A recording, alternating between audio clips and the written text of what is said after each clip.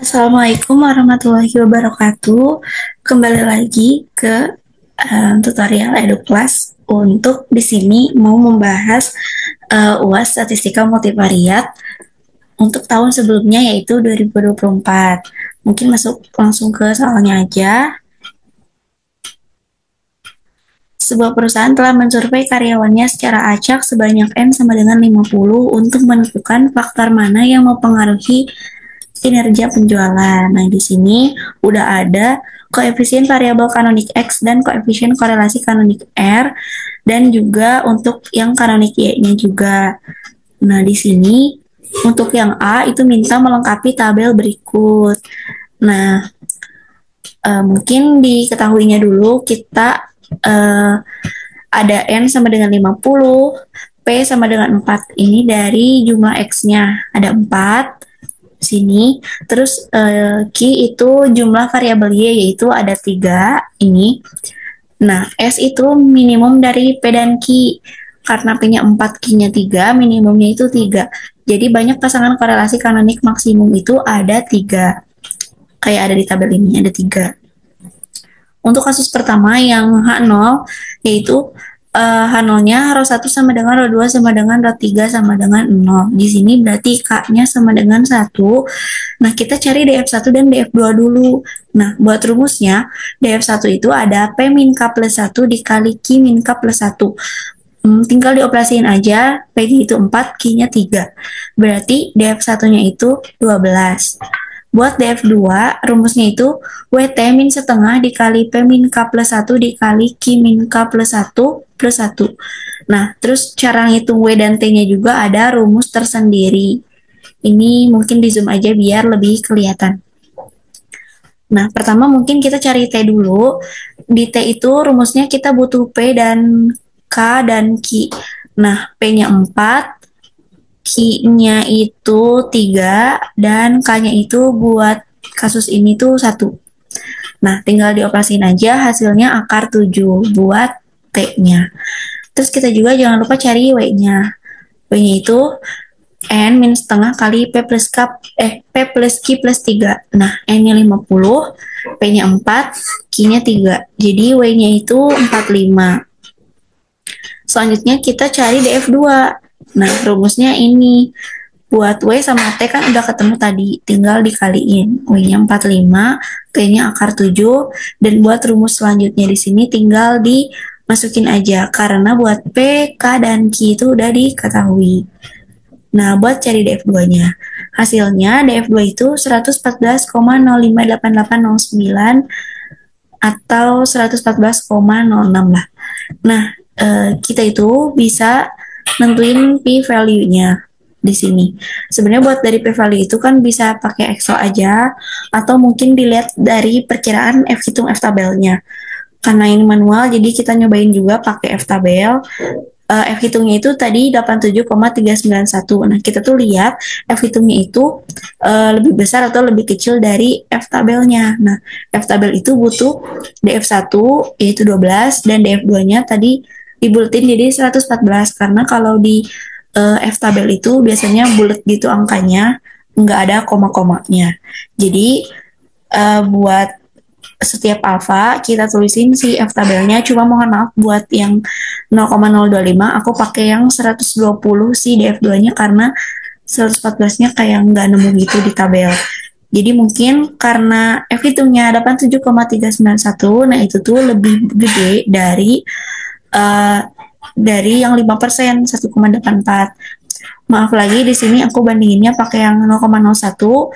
Jadi di sini aku tambahin catatannya, kalau terhadap alfa 5%, karena kita asumsi ini alfa 5%, itu kayak gimana. Nah, buat F hitungnya 87,391 lebih besar dari F tabel, dengan DF-nya segini dan alfanya 5% itu 1,84. Nah, kalau lebih gede berarti p-value-nya itu lebih kecil, karena kalau F-nya gede itu berarti kan makin bawah ya. Nah, F-nya makin bawah, alfanya juga makin ke bawah itu makin kecil. Jadi, p-value-nya itu udah pasti kurang dari si 0,05 karena di bawah. Nah, atau kalau misal mau dicek lagi pakai Excel, bisa di sini masukin F hitungnya, lalu 12 itu DF, sama 114,06 juga DF1, DF1, DF2 lah pokoknya ini. Nah, didapat p-value-nya itu 1,267 kali 10 pangkat minus 51, berarti emang kebukti kecil banget p-value-nya memang benar kurang dari 0,05. Nah, kita lanjut ke kasus yang kedua, buat yang Rho 2 sama dengan Rho 3 sama dengan 0, K sama dengan 2. Nah, buat cari DF1 dan DF2 itu sama kayak tadi buat rumusnya, kita paling butuh P, K, Q, dan N. Dan kita cari T dulu, terus cari W, terus cari DF2. Nah, buat DF1, rumusnya sama, hasilnya 6. DF2 juga caranya sama. Cari dulu T-nya 2, W-nya 45. Nah, masukin ke DF2-nya. Jadi ini 45 kali 2 kurangi, masukin aja lah dari rumus yang ini. Nah, hasilnya buat DF2 itu 88. Nah, karena kita udah dapat DF1 dan DF2-nya, kita lihat lagi biasa pakai F tabel. Nah, didapat kalau misal yang 5% itu alfanya F tabelnya itu 2,2, berarti kan F hitungnya 18, sekian. Itu tuh lebih kan dari 2,2 nih. Maka karena lebih dari, berarti kan di bawah ini ya si nilai F-nya. Berarti alfanya juga di bawah. Berarti p-value-nya itu kurang dari 0,05. Terus juga bisa dicek lagi pakai Excel, caranya sama, masukin F hitung, DF1, DF2, dan didapat kalau p-value-nya itu 8,249 kali 10 pangkat minus 14. Jadi emang terbukti kalau memang p-value-nya itu kecil ya, kurang dari 0,05. Lanjut ke kasus yang ketiga, di sini Rho 3 sama dengan 0 buat hipotesis 0-nya. K sama dengan 3. Buat cari DF1 dan DF2 seperti biasa, caranya sama. Tinggal masukin P, Q, K, dan N. Pokoknya yang berubah itu dari tadi itu cuma K-nya. Dari K sama dengan 1, 2, 3, tinggal diganti. Nah, tapi di sini sebelum nyari DF2 kan cari T dulu. Nah, waktu nyari T itu kebetulan angkanya menghasilkan akar 0/0. Jadi di sini biar karena setelah dicoba kalau misal T-nya itu jadinya WT-nya kan nggak ada ya, berarti nilainya minus ini. Nah, ini kalau ditutup nih angka 45-nya, min setengah kali 2 kali 1 tambah 1 itu 0. Jadi kan nanti nggak ada hasilnya ya. DF2-nya 0, berarti nanti cari DF tabelnya susah karena memang nggak ada. Jadi diasumsikan T-nya itu 1, biar ada angkanya. Jadi di sini karena bagian sini sampai sini itu hasilnya 0, WT-nya aja berarti W-nya berapa W-nya? 45, T-nya 1. Berarti DF2-nya itu 45 karena bagian sini itu hasilnya 0. Nah, udah deh karena udah dapet DF-nya, kita ke F tabel lagi.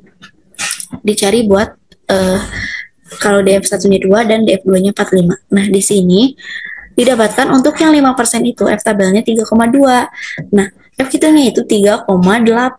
Yang berarti kan tetap lebih gede dari F tabelnya kan. Karena F tabelnya 3,2. Berarti p-value-nya juga kurang dari 0,05. Sama kayak pokoknya semua kasus sama p-value-nya itu kurang dari 0,05. Dan sebenarnya itu sebenarnya ada di rentang 3,2 dan 5,11. Berarti ada di rentang alfa 0,05 dan 0,01. Gitu. Kalau mau dicek pakai Excel juga bisa, sama masukin F hitung, DF1, DF2, hasilnya p-value-nya 0,027 sekian. Berarti memang kurang dari 0,05 si p-value-nya. Mungkin segitu aja buat nomor 1A. Kita lanjut ke 1B. Berdasarkan korelasi kanonik yang signifikan, berikan interpretasi buat hubungan-hubungannya ini. Nah, buat kasus 1, yang Rho 1 sama dengan Rho 2 sama dengan Rho 3 sama dengan 0, karena tadi, ini cuma dirangkum aja sih, karena p-value-nya 1,267 kali 10 pangkat minus 51, yang mana kurang dari alfa 5%, dan kalau dilihat dari F-nya juga, F hitungnya lebih gede dari F tabel, maka tolakan 0 atau paling sedikit ada satu koefisien korelasi kanonik terbesar tidak sama dengan 0 pada taraf 5%. Terus buat kasus kedua, di sini p-value-nya juga sama, kurang dari 5%, yang tadi kan. Terus F hitungnya juga sama, lebih gede dari F tabel, maka kesimpulannya sama, tolakan 0.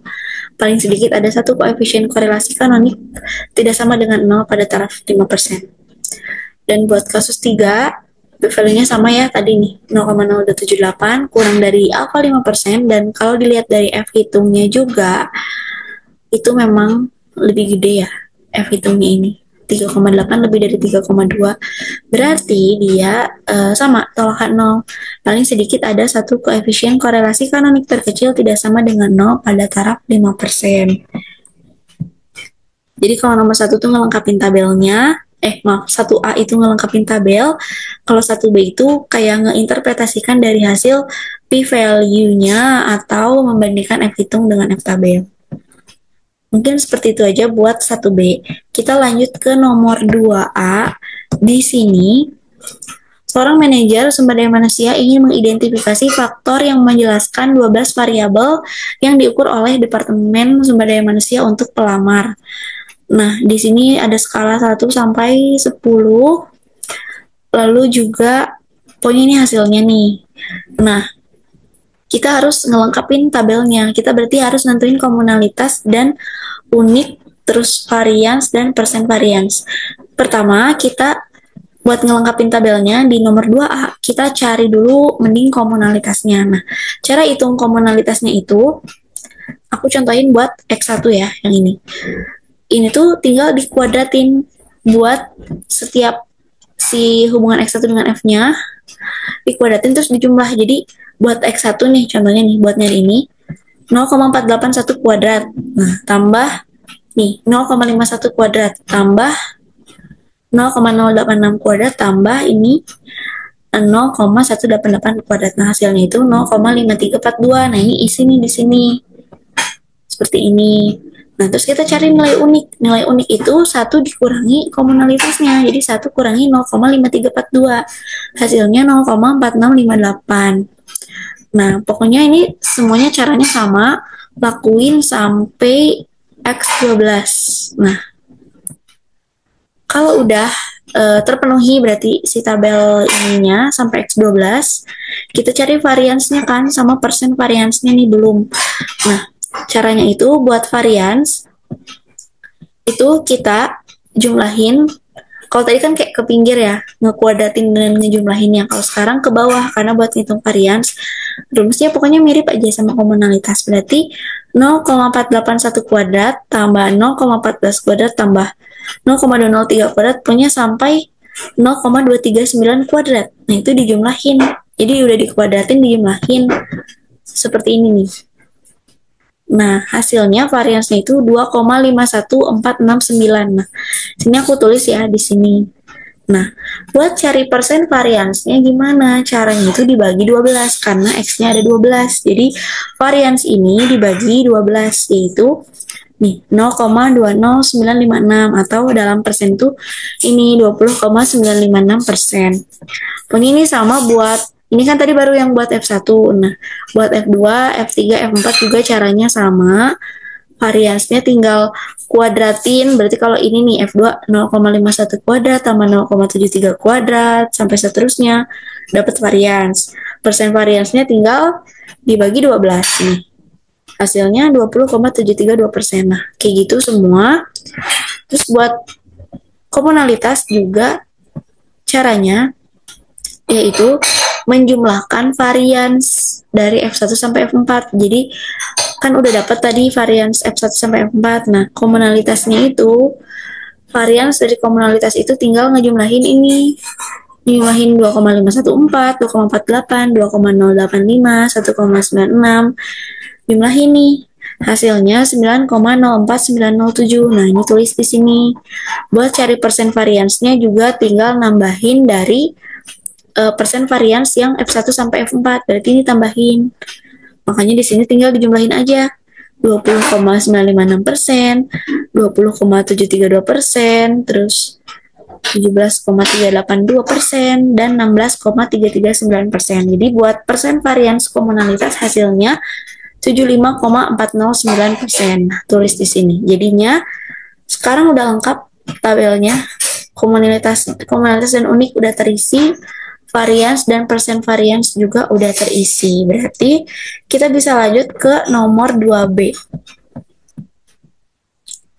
Buat nomor 2B ini katanya, berdasarkan loading faktor, faktor mana yang menggambarkan keterampilan menulis, keterampilan kerja, kualitas pribadi, dan kesesuaian karyawan dan potensi pertumbuhan di perusahaan. Nah, cara lihatnya itu, ini kan tadi udah dilengkapin ya.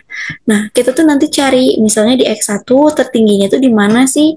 Misalnya di sini tertingginya di 0,51 kan paling tinggi. Nah, ini tuh sama F2. Berarti X1 itu tertingginya di F2. Lihat lagi X2 ini paling tinggi berapa? 0,73. Nah, berarti X2 itu paling tingginya di F2. Kayak gitu. Seterusnya sampai X12 nih, kita lihat X12 paling gedenya 0,743. Nah, ini tuh di F2.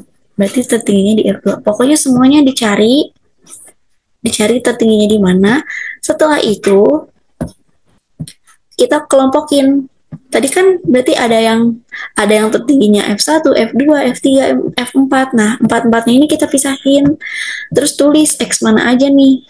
Nah, udah ditulis semuanya, kita lihat di soal.